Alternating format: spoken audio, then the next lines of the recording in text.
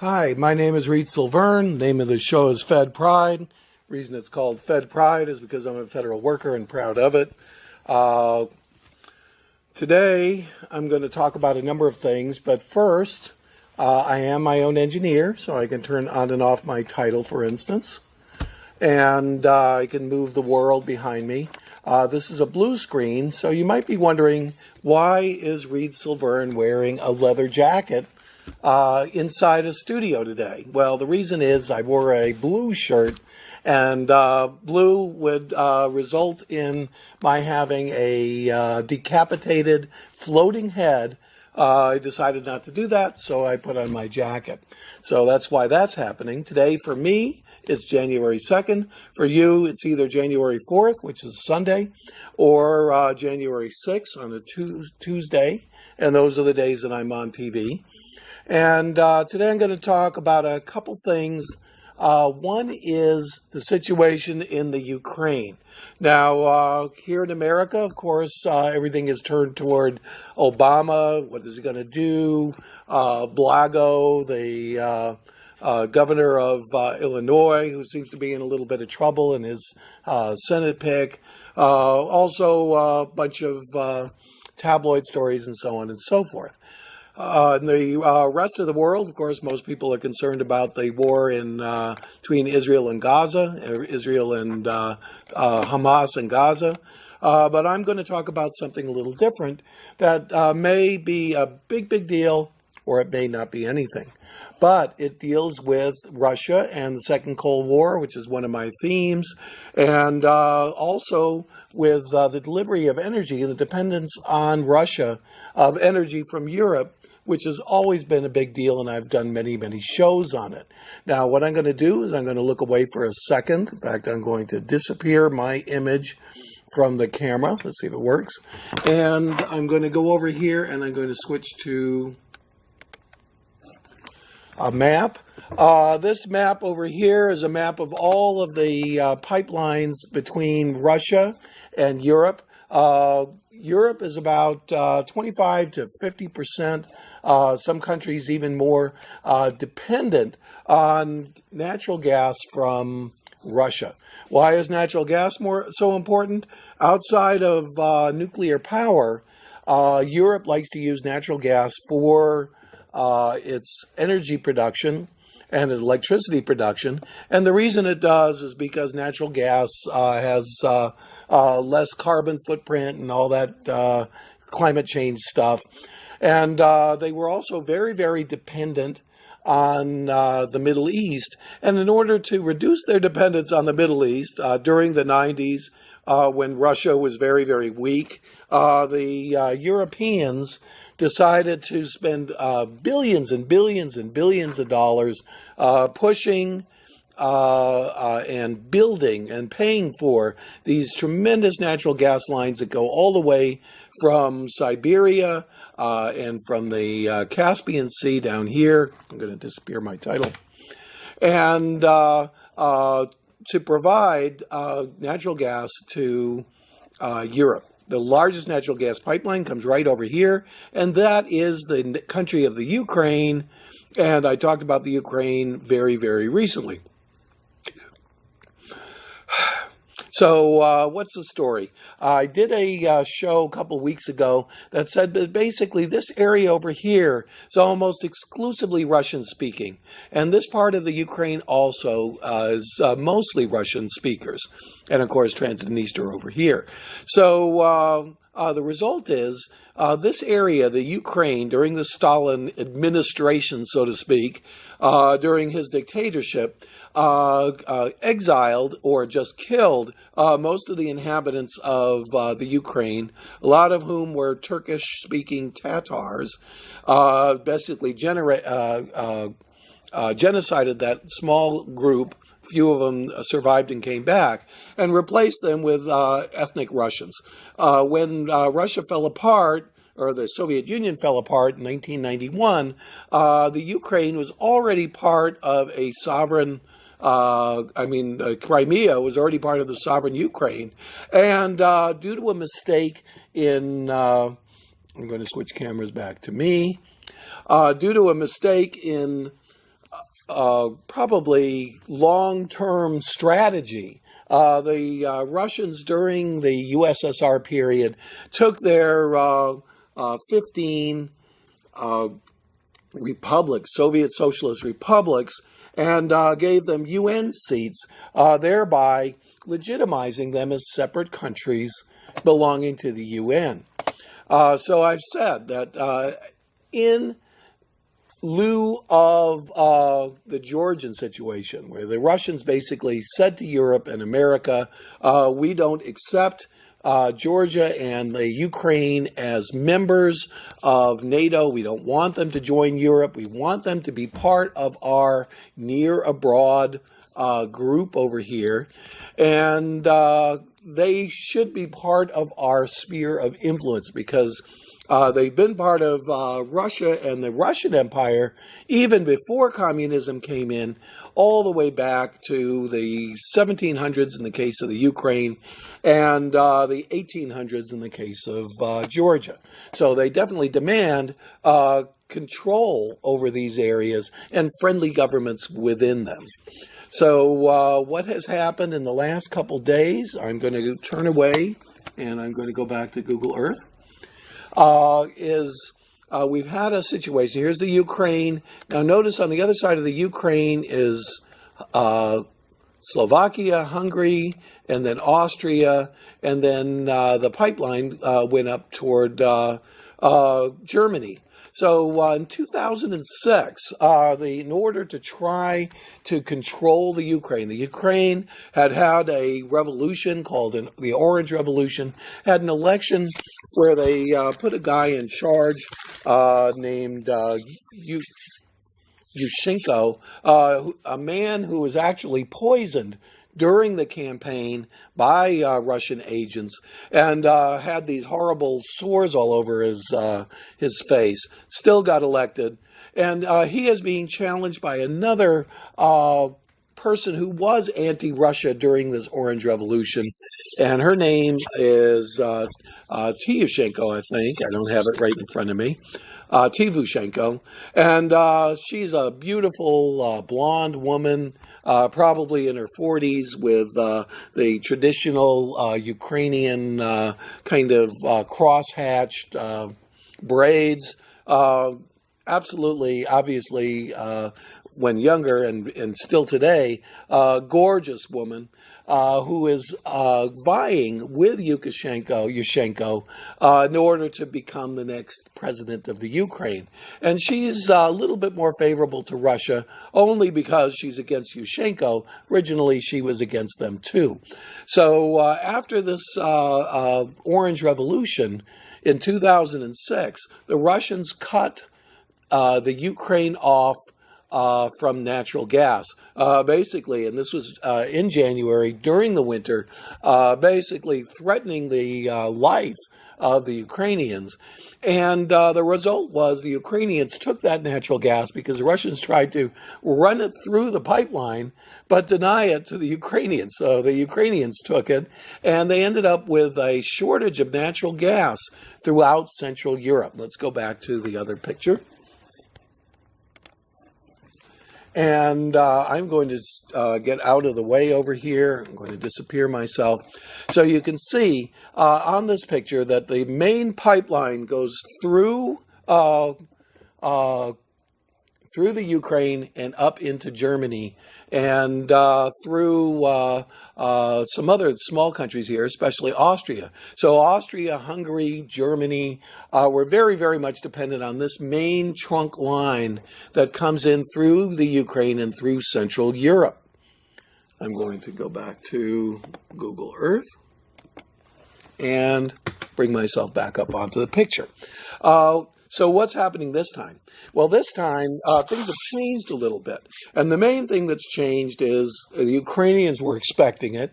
So over the last 3 years, the Ukrainians have built a 3-month cushion of natural gas storage which is enough to make it through the winter, which of course is the most dangerous time for the Ukraine. They still have a danger that if this conflict goes up and all the way through the 3 months and they use up their reserves, all economic activity in the spring will stop because almost every Ukrainian factory is based on use of electricity from natural gas. And they'll be out of heat as well. But they'll make it through the winter when heat is a life and death situation for the Ukrainians. So this situation is very dire, but it's not as dire as the situation was the last times the Russians pulled this little stunt. So already Hungary claims that its natural gas supplies through the pipeline have gone down 30%, although the Russians and the Ukrainians both claim that the Ukraine is not taking any of the natural gas, siphoning it off the line, because what the Russians are doing is basically delivering 80% through the line instead of 100% through the line, and taking out the allocation that would otherwise go to the Ukraine. The Ukraine claims they're not taking it either. So the Russians are trying to cut off the Ukraine without cutting off the Europeans who had a fit the last times.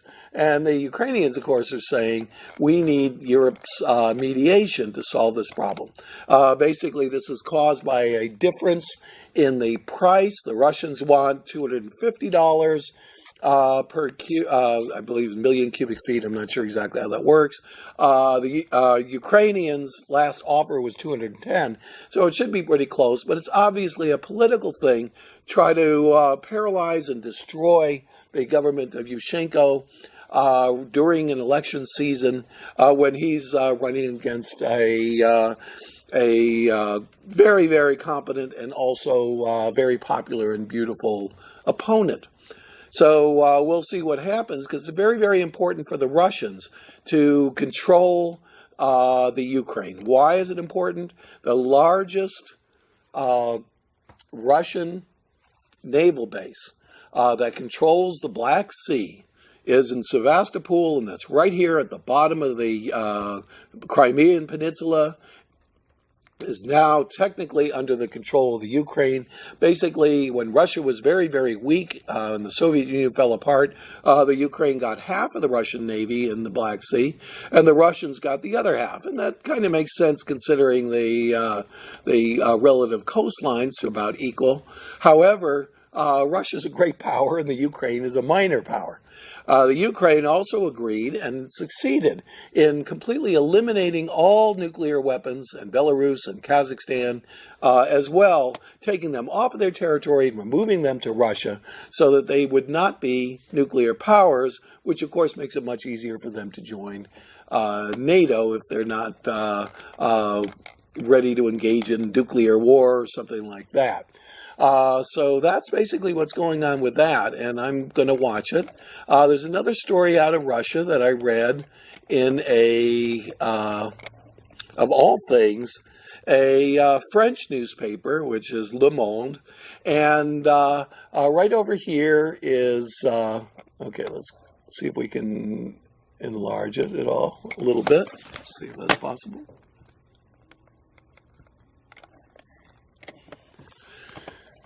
Okay, right behind me is Georgia. We all know that there was a war between Russia and Georgia very recently, and Abkhazia and South Ossetia were taken away.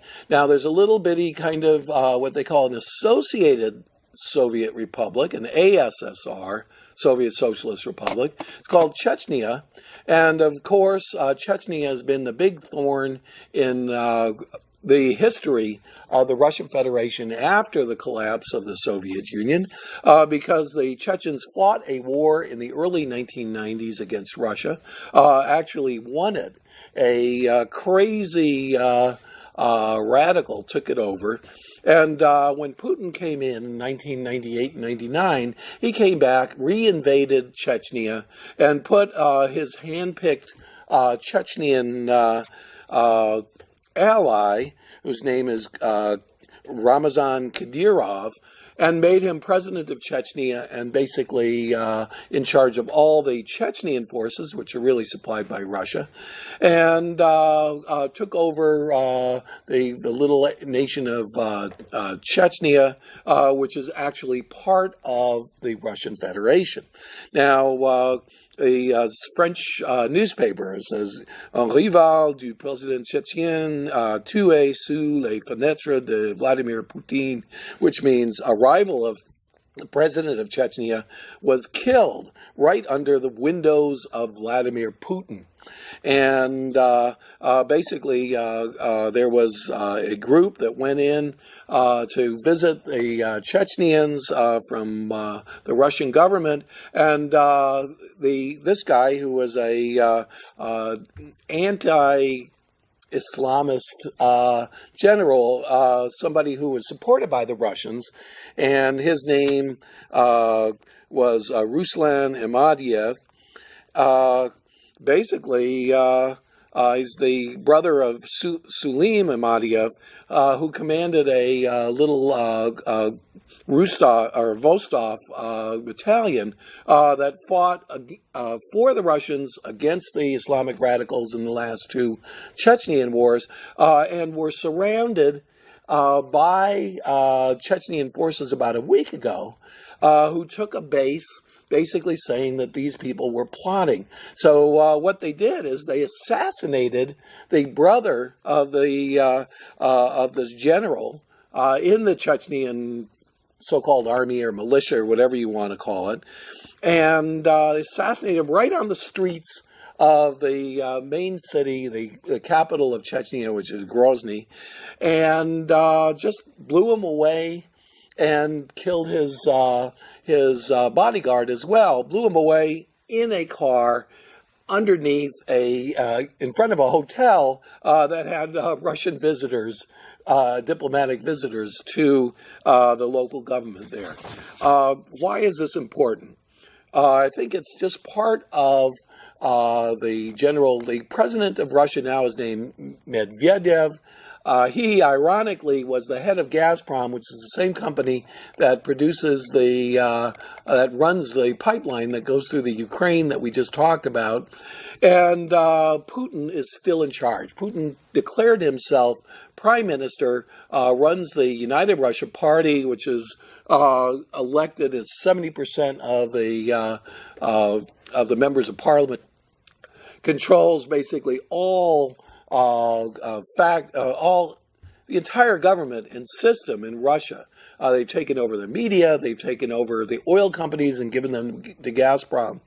And this is part of that consolidation and that assertion of power that the Russians absolutely feel they need to recover from what they consider a calamity at the fall of the Soviet Union, when they lost all those different republics, Georgia, Azerbaijan, and so on and so forth, to independent governments. The only one that really stayed dependent on Russia is this little area of Belarus, which has a crazy dictator, ex-communist in charge of it, named Lukashenko. Basically, what happened was the Russians felt humiliated. And now that they become rich and powerful, which they have, maybe not next year because the price of oil has gone way down, and the price of gas is just about to go down too. And I could show that, but I won't. But the price of oil has gone from 147 at the top in around September, all the way down to $45 today. And it had to go up. It skyrocketed to $45, 1/3 of what it was just a couple months ago.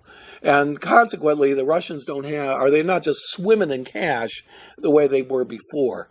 And also just the Russian system. There's a lot of subsidies to various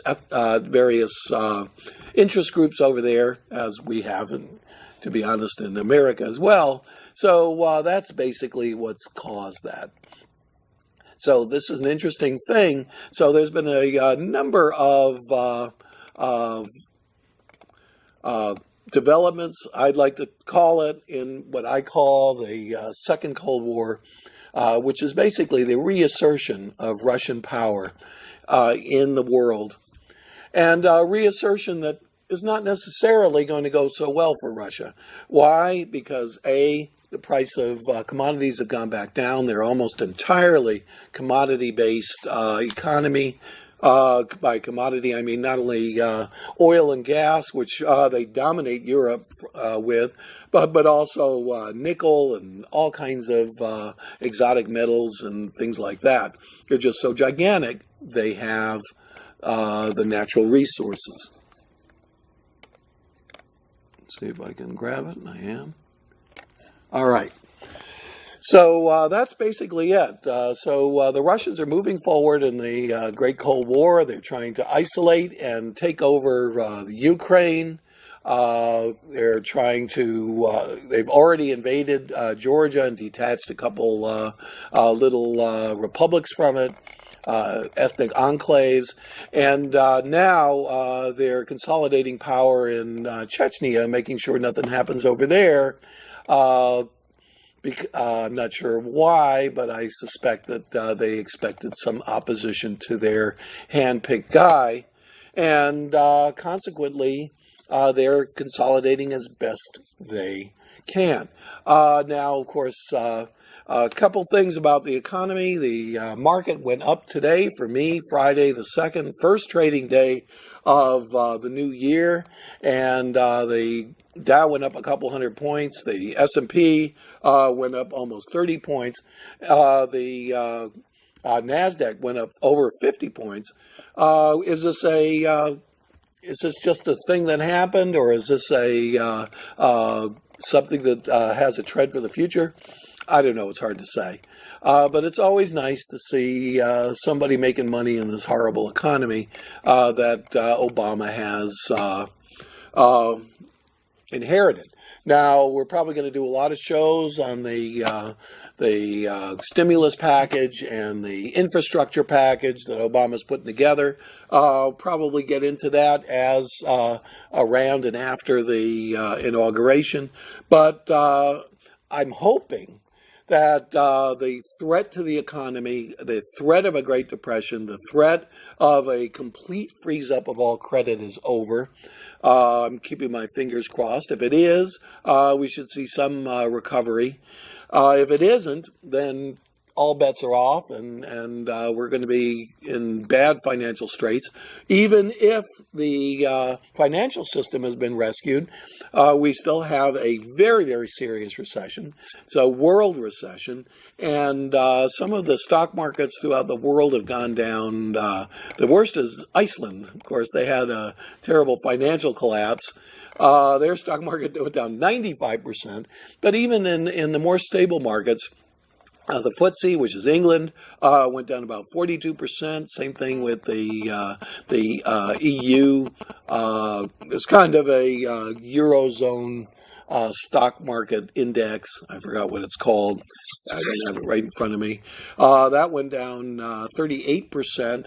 Of course, the S&P, if you count the first day of the year and the last day of the year, the S&P went down 38%. However, it's actually a little bit more because of the right. It was still hitting its top, or at least its recent top, or it hit its bottom before, about a month before the end of the year, and it recovered a little bit. So I think from top to bottom, which was around 770 or 750 in the S&P, and the top is 1540. You're talking over 50%. So it's pretty disastrous. And the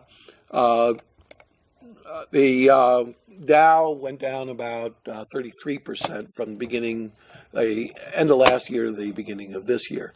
So our economy has taken a bunch of hits. However, some people have some money left.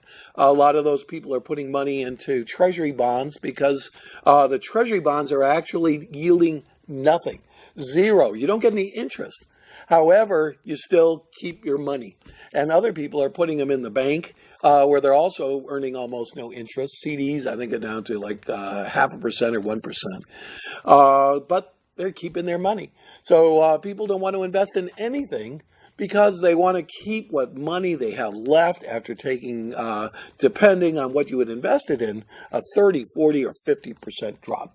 My name's Reed Silverne. The name of the show is Fed Pride. The reason it's called Fed Pride is because I'm a federal worker and proud of it.